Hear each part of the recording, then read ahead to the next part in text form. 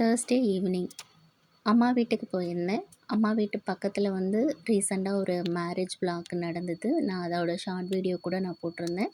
பக்கத்து வீட்டு அக்கா பொண்ணு கல்யாணம். அப்போ வந்து முஸ்லீம் வீட்டு நெய் சோறு அப்படின்னு சொல்லி ஒரு ஃபங்க்ஷனுக்காக, மேரேஜ் ஃபங்க்ஷன் சிம்பிளாக வீட்டுக்காக செஞ்சுருந்தாங்க நெய் சோறு. அது எப்படி சொல்லுங்கள் அப்படின்னு சொல்லி நானும் கற்றுக்கிறேன்னு சொல்லியிருந்தேன். ஸோ அவங்க வந்து கூப்பிட்ருந்தாங்க செய்யும்போது போயிருந்தேன்.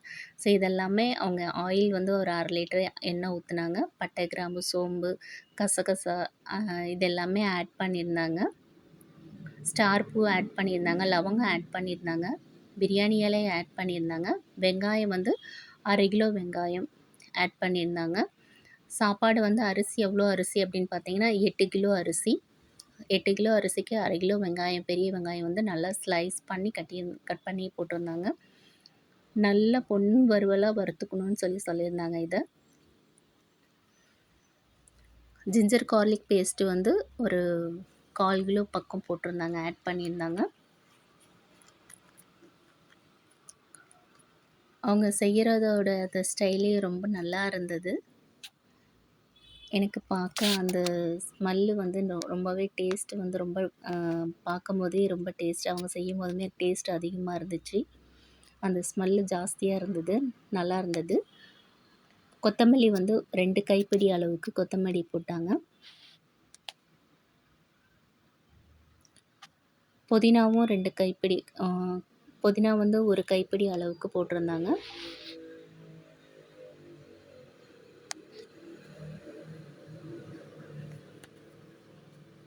இது எல்லாத்தையும் நல்லா ஃப்ரை பண்ணிக்க சொல்லியிருக்காங்க.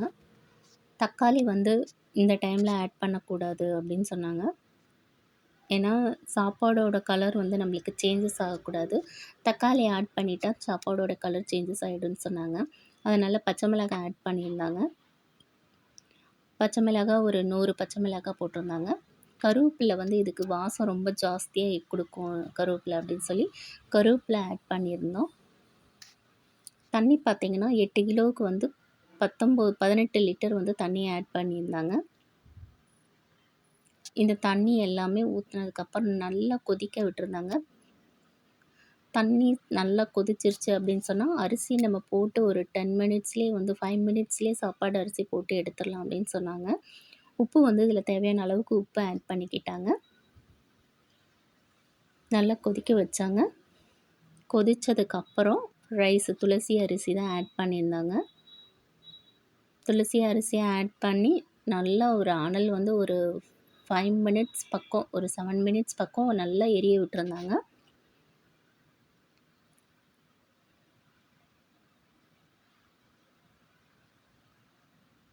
எரிய விட்டதுக்கப்புறம் ஓரளவு வந்து அந்த சாப்பாடோட தம்முக்கு வந்து மீடியம் சைஸுக்கு தண்ணி வந்து எல்லாமே ஃபில்டர் ஆகிடுச்சு. 70% தண்ணி வந்து ஃபில்டர் ஆகிடுச்சு. நம்ம எப்போதுமே வந்து நம்ம பிரியாணினாலே ஒரு நிறைய வெரைட்டிஸில் இருக்கும். அதே போல் தான் குஸ்காவும் வந்து நிறைய வெரைட்டிஸில் வந்து செய்கிறாங்க. ப்ளெயின் பிரியாணி, குஸ்கா, அப்புறம் நெய் சோறு, ஸோ அதெல்லாம் நிறைய வெரைட்டியில் வந்து பண்ணுறாங்க.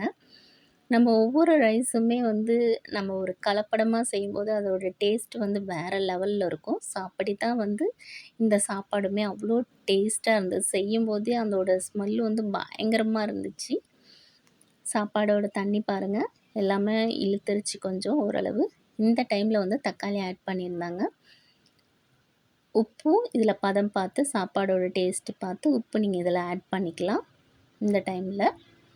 ஸோ நல்லா கிளறி விட்டதுக்கப்புறம் ஒரு 2 மினிட்ஸ் நல்லா கிளறி விட்டாங்க. கிளறி விட்டதுக்கப்புறம் சாப்பாடும் உடையக்கூடாது அப்படின்னு சொல்லிட்டு நல்லா செக் பண்ணிட்டு தம்மில் ஆட் பண்ணிட்டாங்க. பாருங்கள் தண்ணி எந்த அளவுக்கு இருக்குதுன்னு பார்த்துக்கோங்க. இந்த டைமில் தான் அவங்க தம்மில் போட்டாங்க. தம்மில் போட்டுட்டு ஒரு 20 மினிட்ஸ்க்கு அப்புறம் எடுத்தாங்க. 20 மினிட்ஸ் எடுத்ததுக்கப்புறம் அவங்க வந்து நியூஸ் பேப்பரை ஆட் பண்ணாங்க. நியூஸ் பேப்பரை அது மேலே அந்த தண்ணியெல்லாம் வடியணுங்கிறதுக்காக நியூஸ் பேப்பர் ஃபுல்லும் போட்டுட்டாங்க. போட்டுட்டு டவரா வந்து மேலே எடுத்து வச்சுட்டு ஒரு 20 மினிட்ஸ் கழித்து தம்மை உடைச்சாங்க. ஸோ தம்மை உடைக்கும் போது அதோட சாப்பாடோட ஸ்மெல்லு வேறு லெவலில் இருந்துச்சுங்க. வேறு லெவலில் இருந்தது. அந்த சாப்பாடு அ கிண்டும் போதுமே சாப்பாடு எதுவுமே உடையவே இல்ல. ரொம்பவே டேஸ்ட்டு குடுத்துச்சு. நாங்க சாப்பிட்டு பார்த்தோம். இதுக்கு பார்த்தீங்கன்னா, தால்ச்சா செஞ்சு சாப்பிட்டா அவ்வளோ டேஸ்ட்டா இருக்கும்னு சொல்லி சொன்னாங்க. தால்ச்சாவும் பக்கத்தில செஞ்சிருந்தாங்க. ஆனா, அதை வீடியோ எடுக்கிறதுக்கான டைமிங் எனக்கு கிடைக்கல. ஸோ பாய் வீட்டு நெய் சோறு, குஸ்கா ரெடி ஆயிடுச்சு. ஸோ இந்த வீடியோ உங்களுக்கு பிடிச்சிருந்தா லைக் பண்ணுங்க, ஷேர் பண்ணுங்க. மறக்காம சப்ஸ்கிரைப் பண்ணுங்க.